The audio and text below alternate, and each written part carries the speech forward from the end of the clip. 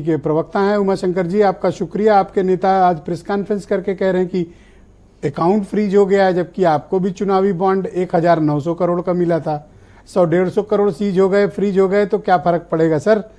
दूसरा, अभी इसकी चर्चा चली रही थी, तब तक अभी आलोक वर्मा मुझे बता रहे थे कि अरविंद केजरीवाल के घर ईडी के छापे चल रहे हैं।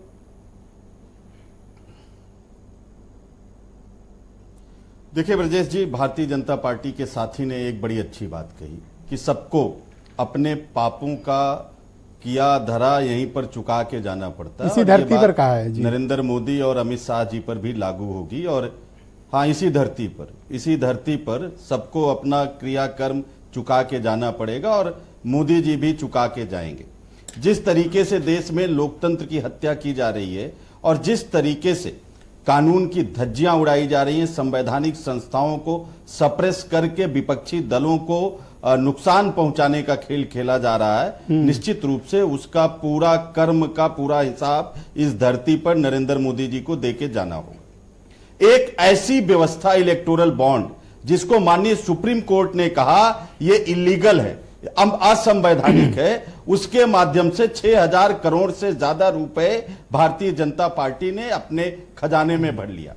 और विपक्ष को क्या कर रही है? एक ऐसे 7 साल पुराने मामले में ब्रजेश जी, जो मोतीलाल वोरा जी के समय का मामला था, एक नोटिस जारी हुई, उसको फिर से नोटिस जारी करके हमारे खाते को सीज कर दिया गया।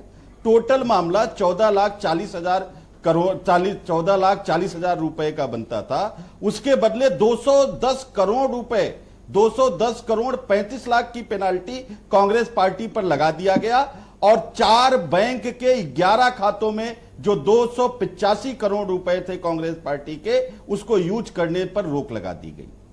दूसरी तरफ चैनल खोल लीजिए, मोदी जी, योगी जी, अखबार उठा लीजिए, मोदी जी, योगी जी, रेडियो खोल दीजिए, मोदी जी, योगी जी, सोशल मीडिया पे चले जाइए, मोदी जी, योगी जी। इतना पैसा, इतना अकूत संपदा।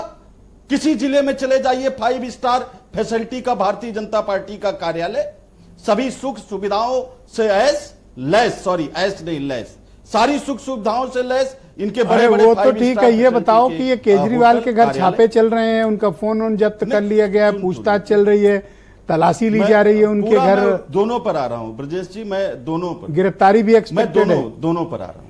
ये क्या लोकतंत्र की हत्या नहीं है? हाँ बिल्कुल, मैं उस पर भी आ रहा हूं। आदरणीय राहुल गांधी जी ने आज प्रेस कॉन्फ्रेंस में मीडिया के साथियों से, संवैधानिक संस्थाओं से उन्होंने अपील की कि कुछ ऐसे देश हैं जहां पर 99% वोट एक ही पार्टी को जाते हैं। आज मीडिया की यह नैतिक जिम्मेदारी बनती है, संवैधानिक संस्थाओं के लोगों की यह जिम्मेदारी बनती है कि लोकतंत्र को समाप्त करके उन देशों की तरह तानाशाही लागू करने का जो खेल चल रहा है, उस पर मीडिया को मुखर होना चाहिए, उस पर प्रश्न उठाना चाहिए। किसी से कुछ छिपा नहीं है, लेवल प्लेइंग फील्ड ना रहे, सबको चुनाव लड़ने का बराबर अधिकार ना मिले, इसलिए विपक्ष की पार्टी का अकाउंट फ्रीज किया जा रहा है। आप समझिए, एक तरफ चुनाव आयोग का रूल है ब्रजेश जी, आप केजरीवाल पर एक लाइन भी बोलने को तैयार नहीं है। आपका अकाउंट फ्रीज हुआ तो 5 मिनट से आप भाषण दे रहे हैं। ब्रजेश जी, मैं भाषण नहीं दे रहा हूं, मैं चिंता जाहिर कर रहा हूं ब्रजेश जी। जो खतरा है, एक तरफ अच्छा, सब न्याय आपको मीडिया से चाहिए। 17 सीटें लेके बैठे हो, अभी तक सीट तक घोषित उत्तर प्रदेश में नहीं कर पाए हो, कहां लड़ते हुए दिख रहे हो? बताओ, अमेठी रायबरेली से कौन लड़ेगा? मीडिया को रोज नैतिकता के भाषण पिलाते हो, खुद कितना अमल करते हो उस पर?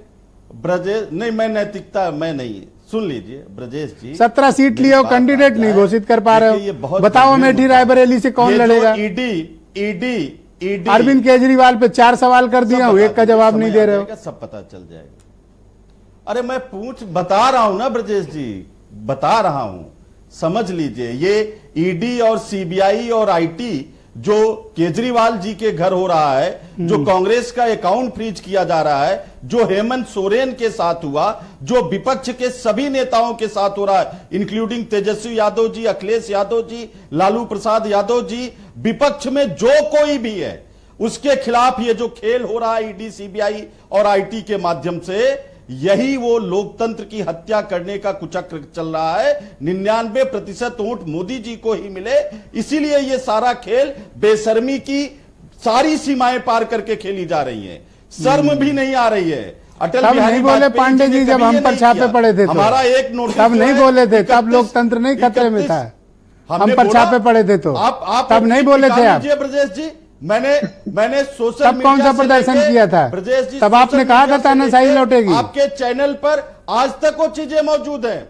अब खुद पर हो रही है तब सबको अब दर्द हो रहा है।